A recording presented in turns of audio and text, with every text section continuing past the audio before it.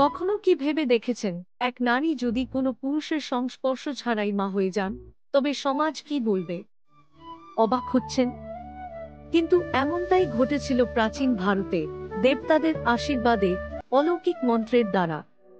এমন এক রহস্যময় কাহিনী আজ আমরা শুনতে চলেছি, যা কেবল ধর্মগ্রন্থে লেখা নয়, বরং আধ্যাত্মিক শক্তি ও বিশ্বাসের সবচেয়ে বিস্ময়কর উদাহরণ।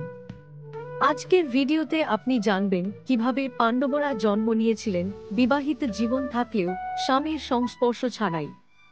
জানবেন কিভাবে কুন্তী কুমারী অবস্থায় আহ্বান করেছিলেন সূর্যদেবকে এবং জন্ম দিয়েছিলেন কর্ণকে, সমগ্র মহাভারতের সবচেয়ে বিতর্কিত ও বীরপুত্রকে। জানবেন কেমন করে ধর্মরাজ যুধিষ্ঠির, বজ্রকায় ভীম, ধনুর্বিদ্যায় অদ্বিতীয় অর্জুন এবং যমজ নকুল সহদেবের জন্ম হয়েছিল অলৌকিক শক্তির মাধ্যমে। তবে এখানেই শেষ নয়। আজ আমরা ভেতরে ঢুকব এক গোপন বাস্তবতায়, যেখানে ধর্ম, সমাজ, বিশ্বাস আর নারীর আত্মশক্তির মেলবন্ধনে গড়ে উঠেছে এক অতিপ্রাকৃত গর্ভধারণের ইতিহাস। ভিডিওটি এক মুহূর্তের জন্য মিস করবেন না, কারণ শেষ অংশে আমরা তুলে ধরব এমন কিছু প্রশ্ন যা আপনার চিন্তার ভিত্তি নাড়িয়ে দেবে। কর্ণের জন্ম গোপন পাপ না অলৌকিক সৃষ্টি? চলুন শুরুতেই আমরা প্রবেশ করি এক বিস্ময়কর অধ্যায়ে, যেখানে কেবল মন্ত্রোচ্চারণে জন্ম নিল এক মহাবীর। একবার ভাবুন, আপনি যদি এমন একটি গোপন শক্তির অধিকারী হন, যেটা ব্যবহার করলেই স্বয়ং দেবতা আপনাকে সন্তানের আশীর্বাদ দেবেন, তাও কোনো বিবাহ ছাড়াই। ঠিক এমন এক অলৌকিক আশীর্বাদ পেয়েছিলেন কুন্তী। তখন তিনি ছিলেন অল্পবয়সী কুমারী এবং অতিথি হিসেবে এসেছিলেন ঋষি দুর্বাসা। ঋষি দুর্বাসা তাঁকে একটি মহাশক্তিশালী মন্ত্র দিয়ে যান, যার দ্বারা যে কোনো দেবতাকে আহ্বান করে তাঁর থেকে সন্তান লাভ করা সম্ভব। কিন্তু কুন্তী কৌতূহলে পড়ে গেলেন, এই মন্ত্র কি সত্যিই কাজ করে? পরীক্ষা করতে গিয়ে কুন্তী আহ্বান করলেন সূর্যদেবকে, এবং তখনই ঘটে সেই অলৌকিক ঘটনা। সূর্যদেব আবির্ভূত হন তাঁর সমস্ত দীপ্তিময় রূপে। তিনি কুন্তীর গর্ভে সন্তান দান করেন, কিন্তু কুন্তীর সতীত্ব অক্ষুণ্ণ থাকে। সেই সন্তানই ছিলেন কর্ণ, এক অদ্ভুত ভাগ্যের সন্তান। জন্মের সঙ্গে সঙ্গে কর্ণের গায়ে ছিল স্বর্ণকবচ ও কুণ্ডল, যা তাকে অবিনশ্বর করে তোলে। এমন এক শিশু, যার দেহই ছিল ঈশ্বরের আশীর্বাদে নির্মিত। কিন্তু সমাজ কি মেনে নিতে পারত এই অলৌকিকতাকে? কুন্তী তো ছিলেন তখন কুমারী। লজ্জা, অপবাদ, অসম্মানের ভয়ে তিনি সদ্যজাত কর্ণকে একটি ঝুড়িতে ভরে নদীতে ভাসিয়ে দেন। ভাবুন, মা হয়ে নিজেই নিজের সন্তানকে বিসর্জন দিতে হচ্ছে। কি ভয়াবহ মানসিক যন্ত্রণা! তবে ঈশ্বরের আশীর্বাদ কখনো বৃথা যায় না। কর্ণ পরবর্তীতে ধনুর্বিদ্যায়, বীরত্বে, দানশীলতায় এমন এক শিখরে পৌঁছান, যাকে অনেকেই সূর্যপুত্র নামে সম্মান দেন।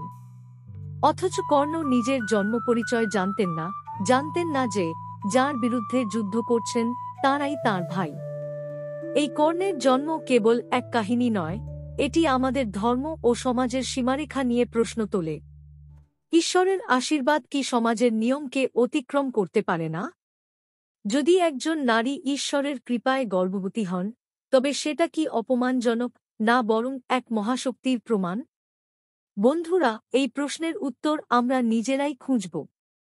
কারণ মহাভারতের এই অধ্যায় শুধু ইতিহাস নয়, এটি চেতনার দরজা খোলে। চলুন এবার আমরা আরও গভীরে প্রবেশ করি পাণ্ডবদের অলৌকিক জন্মের পথে। কর্ণের গল্প ছিল এক ব্যক্তিগত কৌতূহলের ফল। কিন্তু পাণ্ডবদের জন্ম ছিল রাজনৈতিক, ধর্মীয় এবং আধ্যাত্মিক শক্তির সমন্বয়ে সৃষ্ট এক মহাযজ্ঞ। পাণ্ডুর স্ত্রী কুন্তী ও মাদ্রী, এই দুই নারীর মধ্য দিয়ে জন্ম নিয়েছিলেন পাণ্ডবরা। কিন্তু পাণ্ডু নিজেই সন্তান জন্ম দিতে অক্ষম ছিলেন। কারণ এক শাপের ফলে পাণ্ডু যদি কোনো নারীর সঙ্গে শারীরিক মিলনে আবদ্ধ হন, তবে সঙ্গে সঙ্গেই তাঁর মৃত্যু হবে। এই অভিশাপ তাঁকে বাধ্য করেছিল ব্রহ্মচর্য অবলম্বন করতে। এই দুঃসময়ে কুন্তী মনে করলেন সেই অলৌকিক মন্ত্রের কথা, যা দুর্বাসা মুনি তাঁকে দিয়েছিলেন। সেই মন্ত্র ব্যবহার করে তিনি আহ্বান করলেন ধর্মরাজ যম দেবতাকে। ফলাফল? জন্ম নিলেন যুধিষ্ঠির, ধর্মের প্রতীক, ন্যায়পরায়ণ রাজা। এরপর কুন্তী আবারও ব্যবহার করলেন সেই মন্ত্র, এবার ডাকলেন পবনদেব বাজু। তাঁর কৃপায় জন্ম নিলেন ভীম, অত্যন্ত বলশালী বজ্রকায়, যে এক আঘাতে শত্রুকে ছিন্নভিন্ন করতে পারতেন।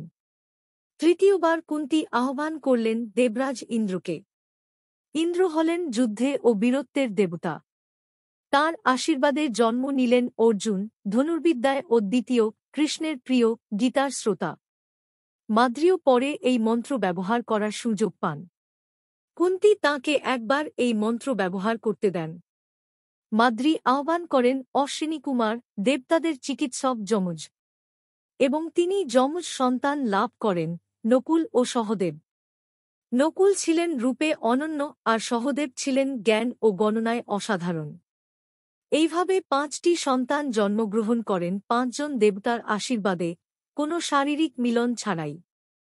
এটি কেবল অলৌকিক ঘটনা নয়, এটি সেই যুগের আধ্যাত্মিক জ্ঞান ও নারীর সম্ভাবনার এক অনন্য প্রমাণ। সমাজ, ধর্ম আর অলৌকিকতার দ্বন্দ্ব। কুন্তী এবং মাদ্রী এই ঘটনার মাধ্যমে সমাজের এক নতুন পথ দেখিয়েছিলেন, যেখানে নারী কেবল ভোগ্য বস্তু নয়, বরং এক মহাশক্তির ধারক। আজকের সমাজে এই কাহিনী অবাস্তব মনে হতে পারে, কিন্তু একবার ভাবুন, এই মন্ত্র যদি কেবল কল্পনা হতো, তবে এত গুরুত্বপূর্ণ ধর্মগ্রন্থে তা কেন থাকবে? পাণ্ডবদের জন্ম কেবল অলৌকিক নয়, এটি ছিল ধর্মীয় ভারসাম্য রক্ষার একটি উপায়। প্রত্যেক দেবতার গুণাবলী যেন তাদের সন্তানদের মধ্য দিয়ে মানবজগতে প্রতিফলিত হয়। যেমন যুধিষ্ঠিরের মধ্যে ছিল ধর্ম ও ন্যায়বোধ, ভীমের মধ্যে ছিল শক্তি, অর্জুন ছিলেন কৌশলে অতুলনীয়, নকুল সৌন্দর্য ও সতা, আর সহদেব ছিলেন জ্ঞানী ও ভবিষ্যৎ দর্শনে পারদর্শী। এদের প্রতিটি চরিত্র আমাদের শেখায়, মানুষ যদি সত্যিকারের ঈশ্বরচিন্তায় উদ্বুদ্ধ হয়, তবে তার মধ্যেও ঈশ্বরীয় গুণ জন্ম নিতে পারে। অলৌকিকতা না আধ্যাত্মিক বিজ্ঞান? আজ আমরা যা শুনলাম, তা কি কেবল কাহিনী, নাকি এর পেছনে ছিল এক গুপ্ত বিজ্ঞান? প্রাচীন ভারত যে আধ্যাত্মিক বিজ্ঞানে অনেক এগিয়ে ছিল, তা আজ স্বীকৃত। সেই যুগে যখন আধুনিক চিকিৎসা ছিল না, তখন শব্দ, মন্ত্র, যোগ ও ধ্যানের মাধ্যমে জীবনের সৃষ্টিও সম্ভব ছিল বলেই মুনিঋষিরা বিশ্বাস করতেন। এই কাহিনী আমাদের শেখায়, নারী একমাত্র জীব যা ঈশ্বরীয় শক্তির ধারক।